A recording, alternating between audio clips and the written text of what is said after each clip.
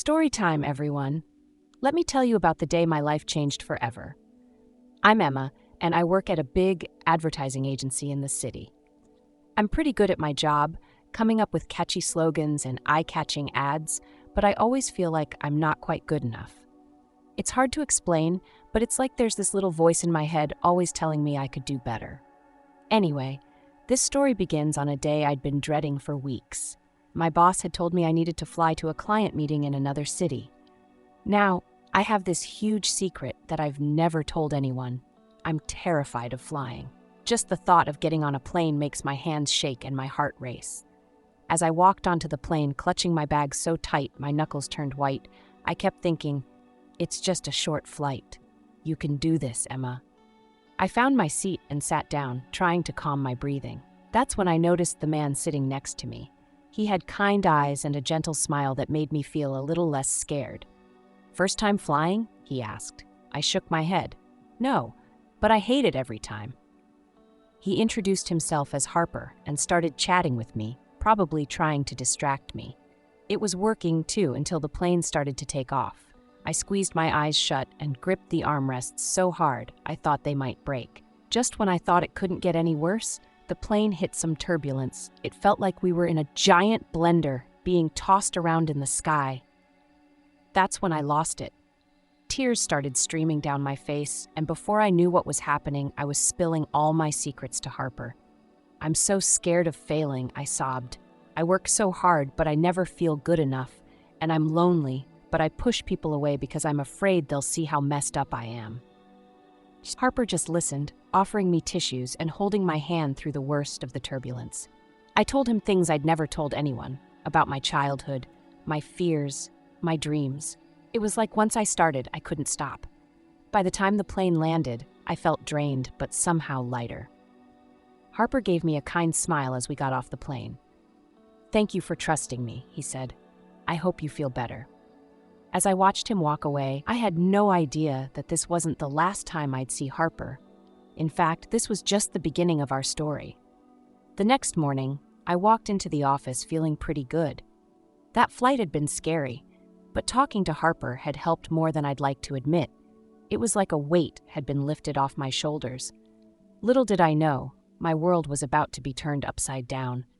As I settled at my desk, sipping my morning coffee, our team manager called everyone for a meeting. "Time to meet the new boss," she announced cheerfully. I nearly choked on my coffee when I saw who walked in. It was Harper, the same Harper from the plane. My face turned bright red as our eyes met. He gave a small, reassuring smile, but I wanted to disappear into thin air. Throughout the meeting, I couldn't focus on a word anyone said. My mind kept replaying everything I'd told Harper on the plane. All my insecurities, my deepest fears, I'd spilled them all to my new boss. This had to be the most embarrassing moment of my life.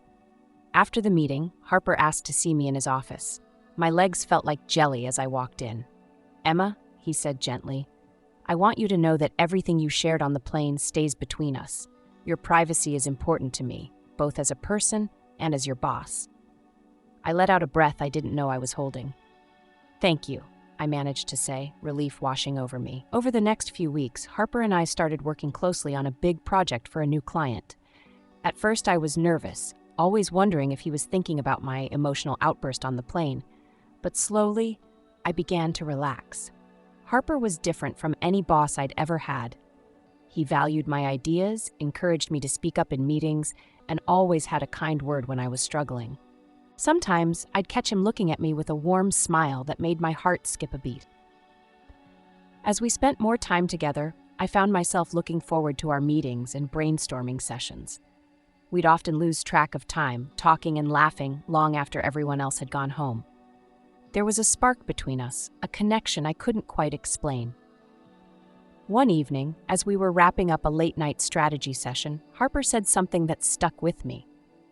"You know, Emma, you're far more talented than you give yourself credit for. I hope someday you'll see yourself the way others see you." I felt a warm glow in my chest at his words. As I walked home that night, I couldn't stop smiling. For the first time in a long while, I felt truly seen and appreciated. And maybe, just maybe, I was starting to see a glimmer of what Harper saw in me. This new chapter in my life was exciting and a little scary. I had no idea where it was leading, but for once, I was eager to find out. My bedtime story was turning into quite the adventure, and I couldn't wait to see what happened next. It was just another Tuesday at the office when Harper approached my desk, looking a bit nervous. "Emma," he said, "I was wondering if you'd like to have dinner tonight. To discuss the Johnson project, of course." My heart did a little flip. Sure, it was about work, but still, dinner with Harper. I spent way too long deciding what to wear, finally settling on a simple blue dress. When I arrived at the restaurant, a cozy little Italian place, Harper was already there. He looked handsome in a crisp white shirt, and his smile made me feel warm inside. We had just ordered our food when suddenly the lights flickered and went out. The whole block had lost power. In the soft glow of the candles the waiter quickly lit, Harper's face looked different, softer, more vulnerable. "Well," he chuckled, "I guess we'll have to improvise." We decided to stay, sharing bread and cold appetizers while we waited to see if the power would come back.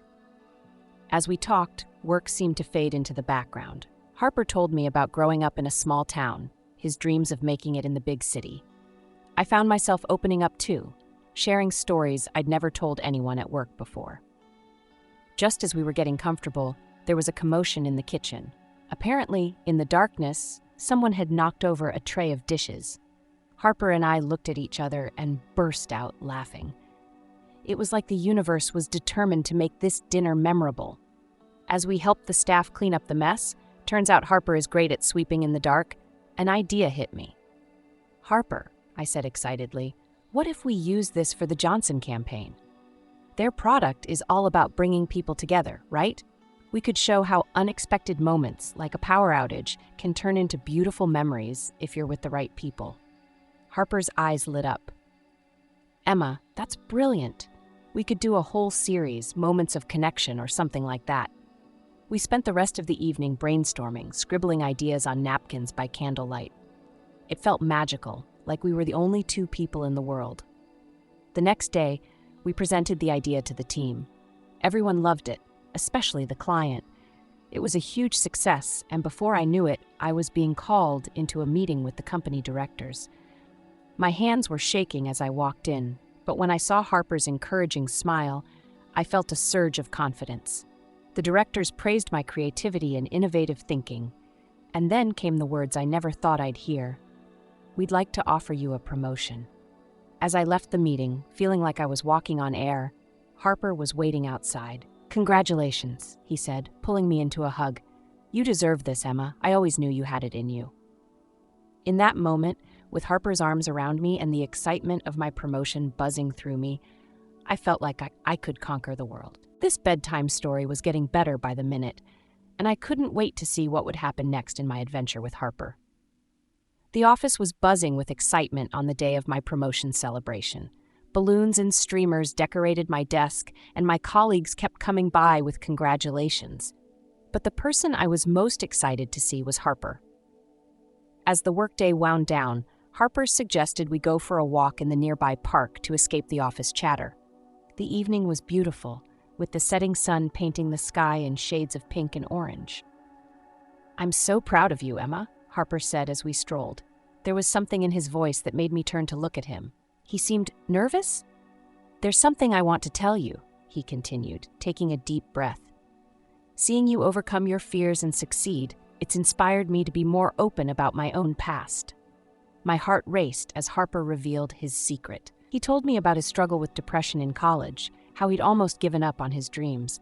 "I never told anyone at work," he said softly. "I was afraid it would make me seem weak or unreliable." I was touched by his vulnerability. Impulsively, I reached out and squeezed his hand.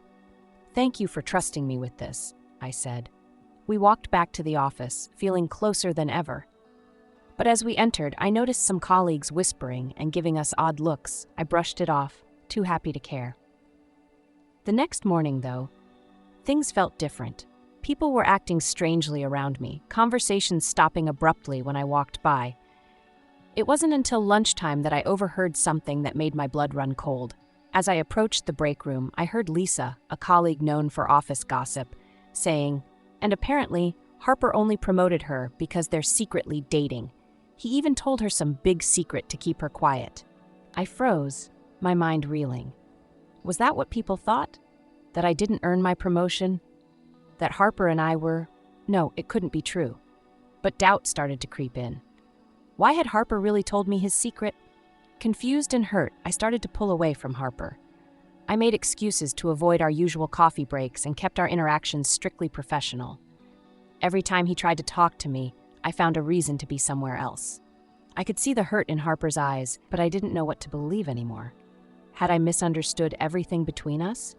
Was our connection just in my imagination? As I lay in bed each night trying to fall asleep, I couldn't help replaying every moment with Harper in my mind. This bedtime story that had seemed so wonderful was turning into a nightmare. I felt lost and alone, unsure of who to trust or what to do next. Little did I know, the biggest challenge in our story was yet to come. The days that followed were some of the hardest of my life. Every morning I dragged myself to work, dreading the moment I'd run into Harper. The office that had once felt like a second home now seemed cold and unfriendly. I could feel Harper's eyes on me during meetings, but I couldn't bring myself to meet his gaze. My work started to suffer. The creative ideas that used to flow so easily now felt forced and uninspired. I made silly mistakes, missed deadlines, and found myself staring blankly at my computer screen for hours. My dream promotion was turning into a nightmare. One night, as I tossed and turned in bed, unable to sleep, I realized this couldn't go on. I was letting rumors and misunderstandings ruin everything I'd worked for. But how could I fix it? The universe, it seemed, had a plan. A week later, our biggest client faced a major PR crisis. We had less than 24 hours to come up with a campaign to save their reputation. The whole office was in chaos, and despite my best efforts to avoid him, I found myself working side by side with Harper once again. As we brainstormed late into the night, just the two of us left in the office, the tension between us was unbearable. Finally, Harper broke the silence. "Emma, we can't go on like this," he said, his voice heavy with emotion. "What happened? Did I do something wrong?" The dam broke. All the hurt, confusion, and longing I'd been holding back came pouring out. I told him about the rumors, my doubts, my fear that our whole relationship had been a lie. Harper's face fell. "Oh, Emma," he said softly, "none of that is true. I told you my secret because I trust you, because you inspire me to be better. Your promotion was entirely your own doing. Anyone can see how talented you are." As we talked, the truth came to light. The rumors had been started by a jealous colleague who'd been passed over for the promotion. Harper had been struggling too, thinking I regretted our closeness and was pulling away. Tears streamed down my face as I realized how wrong I'd been. "I'm so sorry," I whispered. "I should have talked to you instead of assuming the worst." Harper took my hand, his touch sending a familiar warmth through me. "I'm sorry too," he said. "I should have addressed the rumors head on. Can we start over?" In that moment, looking into Harper's eyes, I felt something shift. The walls I'd built came crumbling down, and I saw clearly for the first time how much Harper meant to me. We stayed up all night, not just working on the campaign, but rebuilding our trust, sharing our fears and hopes. By morning, we had not only saved our client's reputation, but had also found our way back to each other. As the sun rose, casting a golden glow over the city, I felt a renewed sense of hope. This bedtime story wasn't over yet, and I had a feeling the best chapters were still to come. After that night in the office, Harper and I knew we needed to have a real, honest conversation. We met at our favorite park on a sunny Saturday afternoon, sitting on a bench overlooking the lake. "I've been so scared," I admitted, my voice barely above a whisper, "scared of failing, of not being good enough, and when things started feeling real with you, I got scared of that too." Harper reached out and took my hand. "I understand," he said softly. "I've been afraid too, afraid of opening up, of being vulnerable. But Emma, when I'm with you, I feel like I can be my true self." We talked for hours, sharing our deepest fears and our biggest dreams. As the sun began to set, casting a warm glow over the park, I realized something. The connection I felt with Harper wasn't just attraction or friendship.